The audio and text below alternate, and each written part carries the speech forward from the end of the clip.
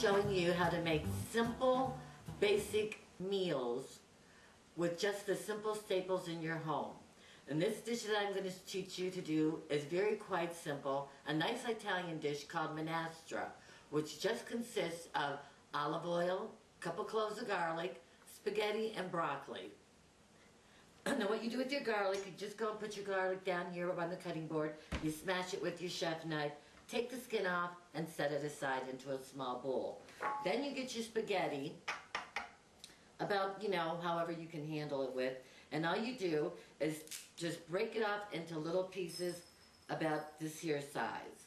And you're just going to make, enough to where, think it's good enough for you or your family. Which for a family of 4, I basically use this here much. Okay, so once you got the garlic went and decloved, you got the spaghetti chopped up, next is your broccoli.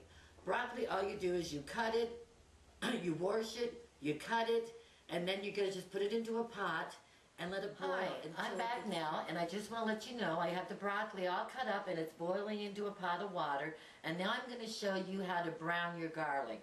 Which all you do here is get your olive oil, just enough to cover the bottom of the pan. And then what you're going to do next is you're going to throw the garlic in. And what we're going to do, I'm going to show you, because you don't want the garlic to be burnt. Now once the garlic gets brown and it's nice lightly brown, you're going to smell the aroma of the garlic cooking in the olive oil. And what you are going to do is take it off the burner and set it aside. Okay, so I'm just going to go and brown this up right now, and I will get right back to you. Hi, I'm on the back again here, and as you can see, I'm browning up the garlic, and I wish you had smell-o-vision because you could smell the garlic in the olive oil. Oh my goodness, it's so great. Getting a little hot here near the stove. I should maybe say this hot in the kitchen. Anyway, the garlic is browning up nice and brown here. And what we're going to do, we're going to set that aside. And what you're going to do is get a knife here or a fork. You're just going to boil, I got the broccoli on this here side cooking.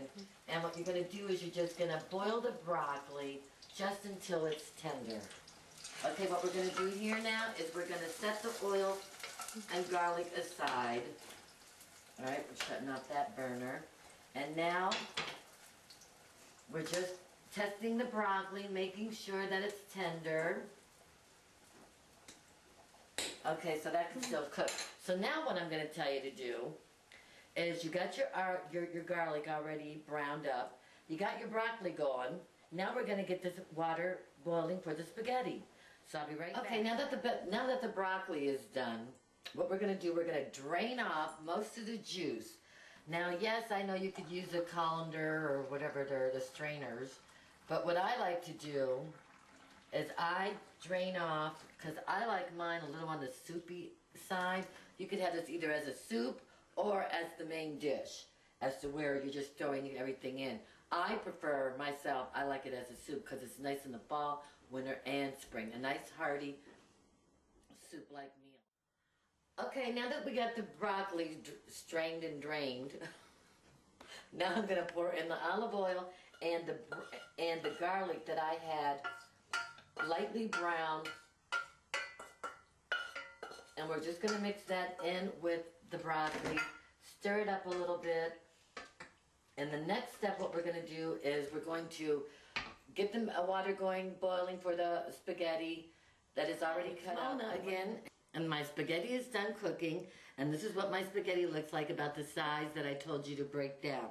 My broccoli is made, and I poured the oil and the garlic onto it. So now what I'm going to do, I am going to put the spaghetti in a nice pretty bowl.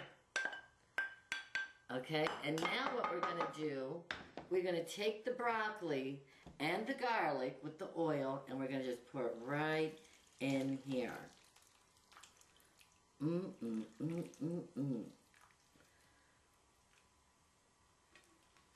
this is called your classic dish of what my mother-in-law taught me, was called Manastra. And again, I have it into a soup because I like the succo, which in Italian that is called juice. You mix it all together, and I'm gonna go and serve. And of course, we're gonna, you know, hit it up with some pepper and salt. Of course, to your liking, which I know my family's here, so I know what they like and what they don't like. Okay, let me get a ladle, and I'm gonna scoop some into a bowl. And what you really want to do with this also is if you have Romano cheese, and what my husband does, I don't, but my husband, you know, because he's a typical Italian, and he goes and he always sprinkles Romano cheese on top. And like I says, see the consistency of this? It's like a nice soup. Now, just hold on, I'll get a scooper. As you can see, I don't use like, you know, ladles or anything, you know, the big top. But here we go. See how, and if you could just smell it. See the juice here? And if you had some Romano cheese or just plain basic salt and pepper, you would love it. Trust me on this one. Everybody I make this for loves it. And besides, if you eat a piece of garlic, it's good for your heart. Excellent. Well, I hope you enjoyed my session of making Manastra. Hope you like it, and we'll be back next week with another cooking segment. Thank you, and have a good day and safer weekend. Later.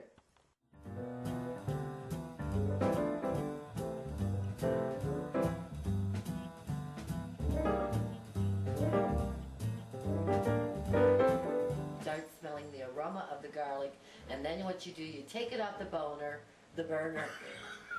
set that aside, and what you're going to do is get a knife here, or a fork, and you're going to just, oh, wrong drawer.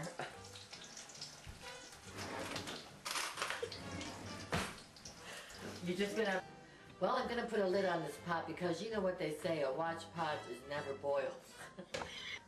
Hi, what I'm going to do now is put a, oh,